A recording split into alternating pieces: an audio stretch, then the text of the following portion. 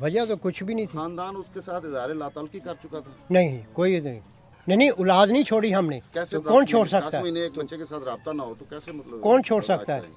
तो सर 10 माह रब्ता नहीं किया, पुलिस को कोई एप्लीकेशन वगैरह नहीं दी? नहीं, कुछ भी नहीं, क्योंकि इसने बोला कि ये जो मैं कर रही हूँ ना, इस पे मुझे अपना खुशी है।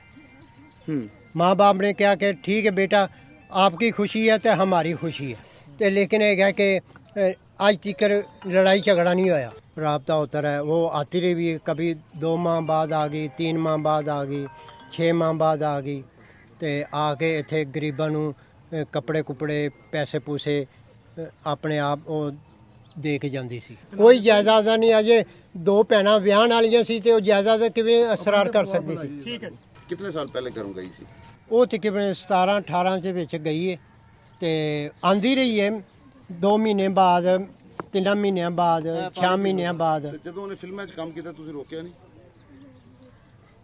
ਫਿਲਮਾਂ 'ਚ ਤਾਂ ਉਹਨੇ ਕੰਮ ਨਹੀਂ ਕੀਤਾ, ਉਂਝ ਡਰਾਮੇ ਡਰੂਮਾਂ 'ਚ ਜਿਵੇਂ ਯੂਨੀਵਰਸਿਟੀ 'ਚ ਕਰਦੇ ਨੇ ਉਸਾਂ ਕਰਦੇ ਕਰਦੇ ਨਾਲ ਪੇਂਟਿੰਗ ਕਰਦੀ ਸੀ। ਅਗਾਂ ਫਿਰ ਆਪਣਾ 2 ਭਾਈ ਨੇ, 2 ਭੈਣਾਂ ਨੇ। ਭਾਈਆਂ ਦੀ ਸ਼ਾਦੀ ਹੋ ਗਈ ਹੈ ਲੇਕਿਨ ਦੋਵਾਂ ਭੈਣਾਂ ਦੀ ਅਜੇ ਸ਼ਾਦੀ ਨਹੀਂ ਹੋਈ। ਅੱਛਾ, ਦੂਸਰੀ ਛੋਟੀ ਹੈ? अच्छा, ये कब गई थी? ਛੋਟੀ ਹੈ ਜਿਹੜੀ ਮਹਿਰਾ ਅਸਗਰ ਹੈਗੀ ਹੈ।